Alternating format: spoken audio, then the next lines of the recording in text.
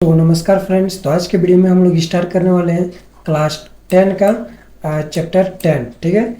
और मानव नेत्र तथा रंग बिरंगा संसार। तो ये जो नोट्स है ये लिखित नोट्स है। ठीक है, हैंड राइटिंग नोट्स है और ये एग्ज़ाम के दृष्टि से अगर देखा जाए तो बहुत ही ज़्यादा इम्पोर्टेंट है। तो वीडियो को पूरे ध्यान से देखना। ठीक है, तो चलिए स्टार्ट करते हैं बिना देरी के। तो सबसे पहले देखो यहाँ पे क्या है, मानव नेत्र। तो मानव नेत्र क्या है, इसको अच्छे से समझेंगे। ठीक है, ठीक है। इस चैप्टर से एक भी एग्जाम में प्रश्न नहीं छूटने वाला है। ठीक है, आपके बोर्ड एग्जाम के लिए बहुत हेल्पफुल रहने वाला है ये वीडियो, तो पूरा देखना।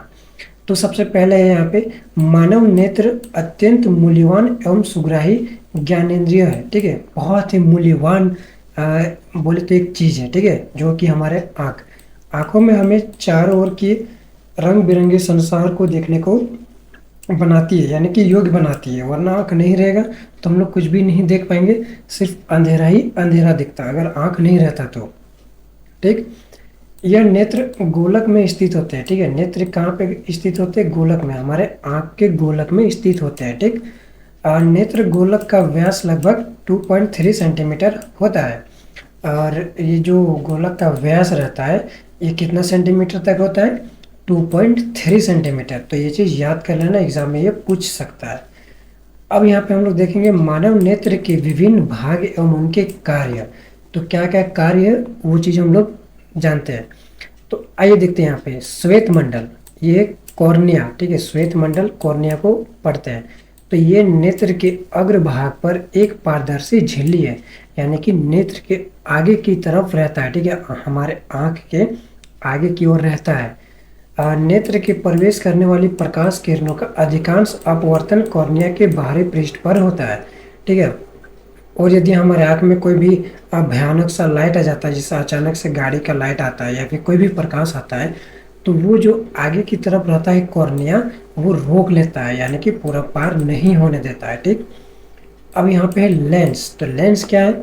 तो ये एक उत्तल लेंस है जो प्रकाश को रेटिना पर अभिसरित करता है। ठीक है, ये एक उत्तल लेंस की तरह काम करता है हमारा आँख, जो कि प्रकाश के रेटिना पर अभिसारित करता है। ठीक है, प्रकाश के रेटिना पर। तो ये एक रेशेदार जहलीवित पदार्थ का बना होता है। ठीक है, ये मतलब कि जाल जैसा बना रहता है। जहलीत का मतलब होता है जाली टाइप का, यानी कि जैसे मछली पकड़ने वाला जाली आप लोग देखते होंगे या फिर मच्छरदानी देखते होंगे, तो उस टाइप का रहता है। ठीक है, लेंस बना हुआ।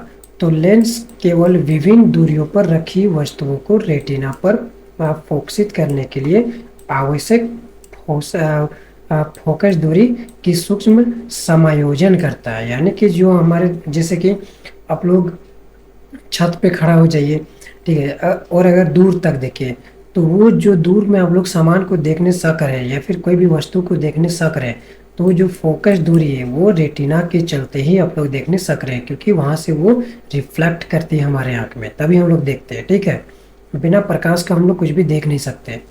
परितारिका, परितारिका क्या है? तो कॉर्निया के पीछे एक गहरा पेश या डायफ्राम होता है। ठीक है, कॉर्निया के पीछे जो रहता है एक गहरा कलर का पेश या डायफ्राम रहता है, जो पुतली के आकार को नियंत्रित करता है। और पुतली के आकार को नियंत्रित करता है, पुतली की वही प्लक, पुतली का मतलब हो गया वही पलक। ठीक है, यदि कोई भी धूल मिट्टी हमारे आँख में चला जाएगा या फिर प्रकाश तेजी से आएगा हमारे आँख पर, तो वो पुतली तुरंत यानी कि पलक झपका के हमारा आँख को बंद कर देती है। ठीक है, तो यही नियंत्रित करता है, इसी को हम लोग बोलते हैं परितारिका। ठीक, अब यहाँ पे देखते हैं पुतली। तो पुतली आँख में प्रवेश करने वाले प्रकाश की मात्रा को नियंत्रित करती है। ठीक है, अभी मैंने आपको समझा दिया। अब हम लोग यहाँ पे पढ़ते हैं रेटिना को। तो ये एक कोमल सूक्ष्म झिल्ली है। ठीक है, बहुत ज़्यादा कोमल रहती है रेटिना। ठीक है, अगर थोड़ा सा कचरा आँख में घुस गया तो फिर गड़ने लग जाता है आँख। तो जिसमें प्रकाश सुग्राही कोशिका अधिकांश संख्या में पाई जाती है, और ये अधिकांश संख्या में रहती है। ठीक है, कोशिका के अधिक संख्या में पाई जाती है। प्रदीप्त होने पर प्रकाश सुग्राही कोशिकाएं सक्रिय हो जाती है। क्या हो जाती है? पूरा सक्रिय हो जाती है। ठीक है, तथा विद्युत सिग्नल पैदा करती है। ये सिग्नल दृक तंत्रिकाओं द्वारा मस्तिष्क तक पहुंचा दिया जाता है, और ये तंत्रिका क्या करता है? हमारे मस्तिष्क तक पहुंचाता है और मस्तिष्क को वहाँ पे ऑर्डर करता है कि ये चीज़ मैंने देखा हो तो इसको चलो दिखाओ। तो ये चीज़ तुरंत तुरंत काम होता है, और ये काम होता है कोशिका यानी कि तंत्रिका के द्वारा। ठीक है, अब मस्तिष्क इन सिग्नलों की व्याख्या करता है और हम वस्तु को देख पाते हैं। ठीक है, अब यहाँ पे है दूर बिंदु। ठीक है, दूर बिंदु क्या है, सो इसको जान लो। वह दूरतम बिंदु जिस तक कोई नेत्र वस्तु को सुस्पष्ट देख सकता है, नेत्र को दूर बिंदु कहते हैं। यानी कि कोई भी वस्तु को हम लोग सुस्पष्ट देख सकते हैं, यानी कि आसान तरीके से देख सकते हैं। जैसे कि अभी आप लोग फोन देख रहे हैं, ठीक है, मेरा वीडियो देख रहे हैं, तो वहाँ पे स्पष्ट तरीके से देख सकते हो, तो उसी को हम लोग बोलते हैं दूर बिंदु बोलते हैं। सामान्य नेत्र के लिए यह बिंदु अनंत दूरी पर होता है। ठीक है, सामान्यतः ये तो अनंत बिंदु पर होता ही है, लेकिन अतः एक सामान्य नेत्र 25 सेंटीमीटर से अनंत दूरी तक रखी सभी वस्तुओं को स्पष्ट रूप से देख सकता है। ठीक, आइए समझ में। अब यहाँ पे देखते हैं निकट बिंदु। किसी वस्तु को आराम से सुस्पष्ट रूप से देखने के लिए इसे नेत्रों से कम 25 सेंटीमीटर दूरी रखना पड़ता है। ठीक है, अभी आप लोग नाप लीजिए कि आपका आँख और मोबाइल का जो है कितने दूरी पर है। ठीक है, 25 सेंटीमीटर की दूरी पे होना चाहिए, तब जाके आँख हमारा खराब नहीं होगा। इसे निकट बिंदु कहते हैं। निकट बिंदु की आँख से दूरी का लगभग 25 सेंटीमीटर के बीच होना चाहिए या फिर होती है। अब यहाँ पे हम लोग देखते हैं असमंजन क्षमता। असमंजन क्षमता को देखते हैं। तो अभिनेत्र लेंस की वह क्षमता जिसके कारण वो अपनी फोकस दूरी को समायोजित कर लेता है, असमंजन क्षमता कहलाती है।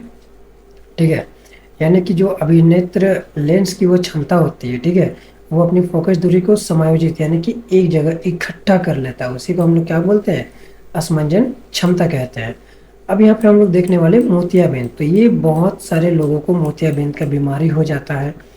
ठीक है, नेत्र के क्रिस्टलीय लेंस के दूधिया तथा धुंधला होने की स्थिति मोतियाबिंद कहलाती है। यदि आंख उसका दूधिया कलर का दिख रहा है, यानी कि पूरा व्हाइट व्हाइट दिख रहा है, या फिर उसको धुंधला दिख रहा है, तो हम लोग समझ जाएंगे कि उसको मोतियाबिंद का बीमारी हो गया है। मोतियाबिंद की शल्य चिकित्सा के लिए इंट्रा एक्यूलर लेंस प्रयुक्त किया जाता है। ठीक है, यदि हम लोग इंट्रा एक्यूलर लेंस को अपने आँखों में पहनेंगे जिसको मोतियाबिंद हुआ है, तो वो सुस्पष्ट देख सकता है या फिर सभी वस्तु को देख सकता है। ठीक, अब यहाँ पे क्या है, दृष्टि दोष तथा उनका संशोधन।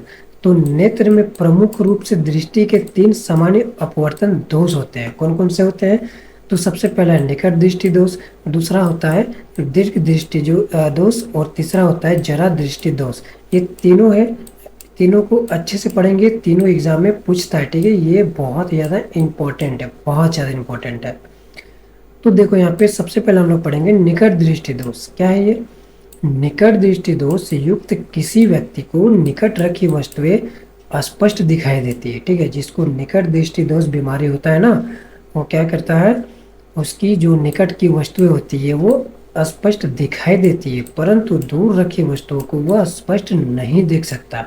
यानी कि जिसको निकट दृष्टि दोष हो गया, वो दूर की वस्तु नहीं देख सकता है, बल्कि पास की वस्तु देख सकता है। ठीक है, ऐसे दोषायुक्त व्यक्ति को दूर बिंदु अनंत पर न होकर नेत्र के पास आ जाता है। ठीक है, अब यहाँ पर पढ़ेंगे दोष उत्पन्न होने के कारण। तो ये जो बीमारी होता है, ये निकट दृष्टि दोष, ये किस कारण से होता है, तो किस कारण से होता है, अभिनेत्र लेंस की वक्रता का अधिक होना। ठीक, अभिनेत्र लेंस की जो वक्रता होता है वो बहुत ही ज़्यादा अधिक हो जाता है, नेत्र गोलक का लंबा हो जाता है। ठीक है, नेत्र गोलक जो रहता है वो लंबा हो जाता है। ठीक है, गोल नहीं होता है बल्कि लंबा हो जाता है। इसका उपाय क्या है, निकट दृष्टि दोष का उपाय, तो इस दोष को किसी उपयुक्त क्षमता के अवतल लेंस का उपयोग करके संशोधित किया जा सकता है। यानी कि जिसको निकट दृष्टि दोष हुआ होगा तो वो लोग चश्मा पहनता है। कौन सा चश्मा पहनता है, अवतल लेंस का चश्मा पहनता है। ठीक, अब हम लोग यहाँ पे देखने वाले हैं दीर्घ दृष्टि दोष। ठीक है, तो दीर्घ दृष्टि दोष को दूर दृष्टि दोष भी कहते हैं। इससे ग्रसित व्यक्ति को दूर की वस्तुएं स्पष्ट दिखाई देती है। यानी कि इसमें जो ये जो बीमारी होता है दीर्घ दृष्टि दोष, ये जो वस्तु रहता है ये दूर की वस्तु को स्पष्ट तो देख सकता है, परंतु निकट की वस्तु यानी कि पास की वस्तु को नहीं देख सकता है। ठीक है, यही होता है दीर्घ दृष्टि दोष। दोष उत्पन्न होने के कारण क्या क्या कारण है, तो अभिनेत्र लेंस की फोकस दूरी ज़्यादा हो जाती है और नेत्र गोलक का छोटा हो जाता है। ठीक है, तो इसका उपाय क्या है दीर्घ दृष्टि दोष का? तो इसका उपाय है इस दोष को उपयुक्त क्षमता के अभिसारी लेंस यानी कि उत्तल लेंस का उपयोग करके इसका हम लोग संशोधित कर सकते हैं। ठीक है, यानी कि जिसको दीर्घ दृष्टि दोष हो गया, ठीक है, जिसको दीर्घ दृष्टि दोष हो गया उसको हम लोग उत्तल लेंस लगवाएंगे। ठीक है, आप लोग ऐसे चश्मे को देखते होंगे।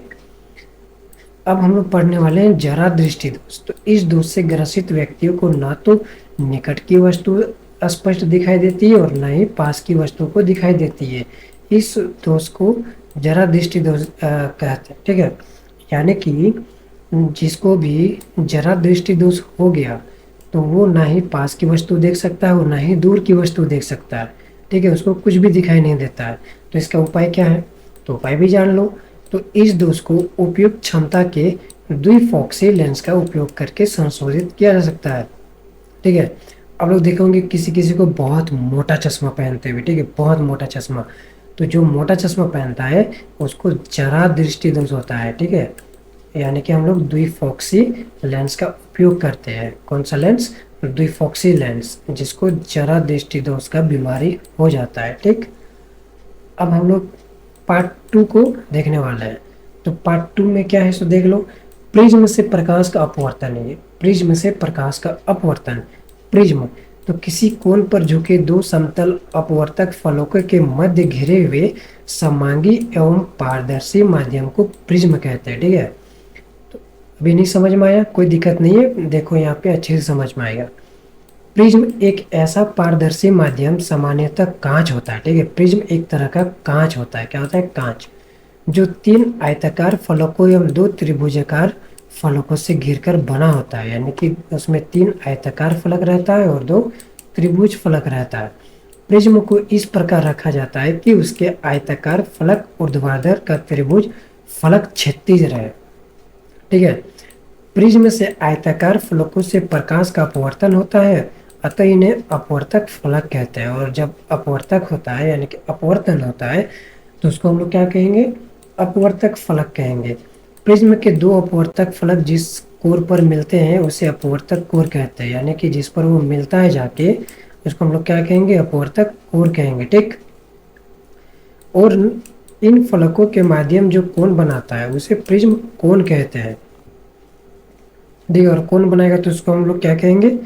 प्रिज्म कोण कहेंगे। प्रिज्म कोण को ही अपवर्तक कोण भी कहते हैं और प्रिज्म कोण को हम लोग क्या कहेंगे? अपवर्तन कोण भी कहते हैं। तो ये चीज याद कर लेना, आप लोग नोट्स बनाइए। ठीक है, एग्जाम में बहुत ही ज्यादा इंपॉर्टेंट है। अपवर्तन फलकों के अभिलंबवतः किसी समतल द्वारा काटे हुए प्रतिच्छेद को प्रिज्म का मुख्य परिच्छेद कहते हैं। क्या कहते हैं? मुख्य परिच्छेद कहते हैं। ठीक है, अब हम लोग यहाँ पे देखने वाले विचलन कोण। तो आपतित किरण की दिशा एवं निर्गत किरण की दिशा के मध्य जो कोण बनता है उसे विचलन कोण कहते हैं। यानी कि जो आपतित किरण रहता है और निर्गत किरण रहता है उसके बीच का जो कोण बनता है उसको हम लोग क्या कहेंगे? विचलन कोण कहेंगे। ठीक है, यानी कि विचलन हो जाता है, यानी कि इधर उधर छिटा जाता है। ठीक है, ऐसे ऐसे छिटा जाता है तो उसको हम लोग क्या कहेंगे? विचलन। विचलन हो गया। ठीक है, छिटा गया। तो इसे इस तरह से ये जो सिंबल बना हुआ है व्यक्त करते हैं। ठीक है, इस तरह टाइप का से सिंबल से हम लोग व्यक्त करते हैं इसको।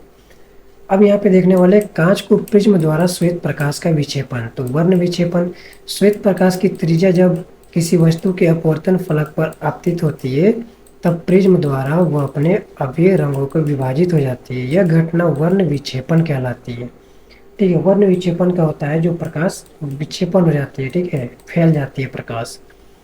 अब हम लोग यहाँ पे पढ़ने वाले प्रिज्म द्वारा प्रकाश का वर्ण विक्षेपण। ठीक है, ये इतना भी इम्पोर्टेंट हो जाता है। ठीक है, इम्पोर्टेंट है ये, इसको देख लो। जब प्रिज्म से कोई श्वेत प्रकाश की किरण गुजरती है तब वो अपने मार्ग से विचलित होकर प्रिज्म का आधार ही और झुककर विभिन्न रंगों के किरण में विभाजित हो जाती है। इस प्रकार से उत्पन्न विभिन्न रंगों के समूह का स्पेक्ट्रम कहते हैं। स्पेक्ट्रम क्या कहेंगे? स्पेक्ट्रम कहते हैं। ठीक है, इसको याद कर लेना, इंपॉर्टेंट है। इसका एक सिरा लाल तथा ध्रुव सिरा बैंगनी होता है। ठीक है, एक सिरा क्या होता है? लाल कलर का, दूसरा सिरा होता है बैंगनी कलर का। लेकिन सामान्यतः हमारी आंख को 7 रंग समूह के रूप में दिखाई पड़ते हैं। ठीक है, 2 ही कलर होता है लेकिन 7 हमारी आँख में कितने कलर दिखाई देते हैं? 7 रंग। क्यों? क्योंकि वो रिफ्लेक्ट होता है इसके चलते। प्रिज्म के आधार की और ये रंग बैंगनी, नीला, आसमानी, हरा, पीला, नारंगी तथा लाल के क्रम में होते हैं। रंगों के इस क्रम के अंग्रेजी शब्दों में क्या कहेंगे? PIBGYOR से याद रखा जा सकता है। इसको याद करने के लिए ये लिखा हुआ हो, ठीक है, इसको याद कर लेना। आगे समझ में? तो अब यहाँ पे हम लोग देखते हैं नोट। तो लाल रंग की प्रकाश किरण से विचलन सबसे कम तथा बैंगनी रंग की प्रकाश किरण से विचलन सबसे अधिक होता है। लाल रंग का विचलन जो होता है, यानी कि जो लाल रंग फैलता है वो कम, और जो बैंगनी कलर का रहता है वो ज़्यादा विचलन होता है। तथा अन्य रंगों की किरणों में विचलन लाल और बैंगनी के बीच होता है, और अन्य रंग जो होता है वो लाल और जो बैंगनी के बीचों बीच में होता है, ठीक है। आप लोग तीर धनुष को यानी कि इंद्रधनुष को आप लोग देखे होंगे आसमान में कभी भी। अब यहाँ पे प्रिज्म द्वारा प्रकाश के वर्ण विक्षेपण का कारण क्या क्या होता है, सो देख लेते हैं थोड़ा सा। किसी पारदर्शी पदार्थ जैसे कांच का अपवर्तनांक प्रकाश के रंग पर निर्भर करता है, ठीक है। कांच का अपवर्तनांक किस पर निर्भर करता है? प्रकाश का, यानी कि प्रकाश का रंग कैसा होता है। यदि प्रकाश का रंग हम लोग लाल देंगे तो कांच का भी लाल लाल दिखाई देगा वहाँ से अपवर्तन होकर, ठीक है। अपवर्तनांक लाल रंग के लिए सबसे कम तथा बैंगनी रंग के लिए सबसे अधिक होता है, ठीक है। लाल रंग का सबसे कम होता है और बैंगनी कलर का सबसे ज़्यादा होता है। इसी कारण से श्वेत रंग के प्रकाश का प्रिज्म में से गुजरने पर वर्ण विक्षेपण हो जाता है। आयताकार गुटके में श्वेत रंग के प्रकाश का कण विक्षेपण नहीं होता है, ठीक है। गुटके में आपतित किरण तथा निर्गतिक किरण परस्पर समानता हो जाता है। तो इसका भी आप लोग नोट्स बना लेना, ये बहुत ज़्यादा इम्पोर्टेंट है। अब हम लोग यहाँ पे देखने वाले इंद्रधनुष। इंद्रधनुष क्या है, सो देखो। इंद्रधनुष वर्षा के पश्चात आकाश में जल के सूक्ष्म कणों में दिखाई देने वाली प्राकृतिक स्पेक्ट्रम है, ठीक है। आप लोग बहुत परे से इंद्रधनुष को देखे होंगे, रंग बिरंगा, ठीक है। कितने कलर रहते हैं उसमें? 7 कलर रहता है। इंद्रधनुष वायुमंडल में उपस्थित जल की सूक्ष्म बूंदों द्वारा सूर्य के प्रकाश के वर्ण विक्षेपण के कारण प्राप्त होता है। कैसे प्राप्त होता है, वो कैसे बनता है? वो वर्ण विक्षेपण के द्वारा बनता है, ठीक है। सूर्य का जो प्रकाश जब वर्ण विक्षेपण हो जाता है तब जाके क्या बनता है? इंद्रधनुष बनता है। तथा यह सदैव सूर्य की विपरीत दिशा में बनता है, ठीक है। मान लो कि सूर्य यहाँ है तो इंद्रधनुष यहाँ पे बनेगा, ठीक है, ऐसे बनेगा। आइए समझ में? तो जल की छोटी छोटी बूंदें छोटे छोटे प्रिज्मों की तरह व्यवहार करती है। इन बूंदों द्वारा प्रकाश अपवर्तित तथा विक्षेपित हो जाता है। प्रकाश का आंतरिक परावर्तन हो जाता है तथा बूंद से बाहर निकलते समय प्रकाश पुनः अपवर्तित हो जाता है तथा प्रकाश के वर्ण विक्षेपण एवं आंतरिक परावर्तन के कारण विभिन्न वर्ण प्रेक्षकों के नेत्रों तक पहुंच जाता है, ठीक है। अब लोग यहाँ पे पढ़ने वाले पार्ट 3 को, तो पार्ट 3 को भी देख लेते हैं। क्या है पार्ट 3 में? वायुमंडलीय अपवर्तन। वायुमंडल एक पारदर्शी माध्यम का कार्य करता है जिसके कारण प्रकाश किरण का अपवर्तन हो जाता है। इस घटना को वायुमंडलीय अपवर्तन कहते हैं, यानी कि प्रकाश का जो अपवर्तन हो जाता है उसको हम लोग क्या कहेंगे? वायुमंडलीय अपवर्तन कहेंगे, ठीक है।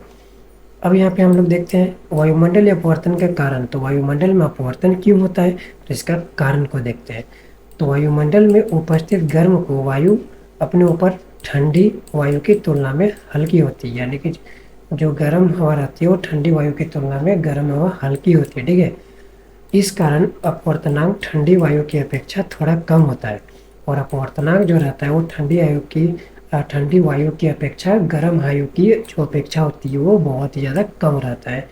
इस कारण से गर्म वायु में से होकर देखने पर वस्तु की आभासी स्थिति परिवर्तित होती रहती है, अपवर्तित होती रहती है। अब हम लोग यहाँ पे देखेंगे तारों को टिमटिमाना। तो तारे क्यों टिमटिमाते हैं, इसका आंसर आप लोग कमेंट में जरूर बताओ, ठीक है।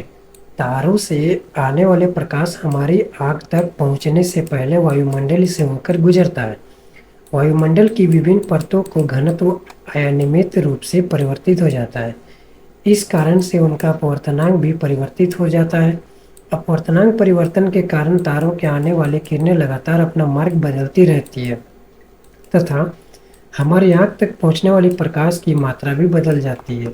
तो इस कारण से तारे टिमटिमाए दिखाई देते हैं, ठीक है। आगे समझ में? सब अपवर्तनांक के कारण होता है। कोई भी पूछेगा तारे क्यों टिमटिमाते हैं, तो बोल देना प्रकाश के अपवर्तनांक के कारण। ठीक है, आगे समझ में। अब यहाँ पे ग्रहों का ना टिमटिमाना, तो ग्रहों का, तो ग्रह जो होते हैं वो क्यों नहीं टिमटिमाते हैं?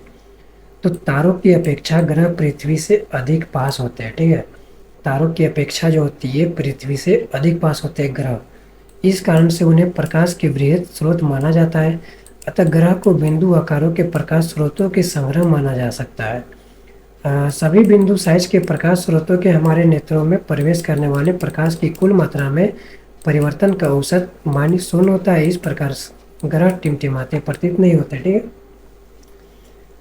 अब यहाँ पे अग्रिम सूर्योदय तथा विलंबित सूर्योदय, यानी कि जल्दी सूर्योदय और लेट से सूर्योदय क्यों होता है वो चीज़ देख लो।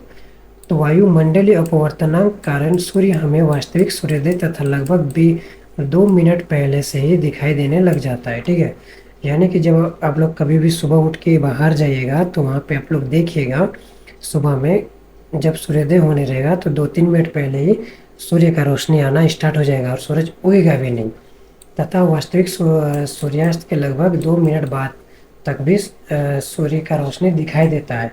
तो इससे स्पष्ट है कि वास्तविक सूर्योदय व आभासी सूर्योदय के बीच का अंतर लगभग 2 मिनट का होता है। इस घटना के कारण ही सूर्योदय तथा सूर्यास्त के समय सूर्य की चक्रिका कुछ चपटी प्रतीत होती है। ठीक, चपटी जैसा दिखाई देगा। तो अब यहाँ पे हम लोग पढ़ेंगे प्रकाश का प्रकीर्णन।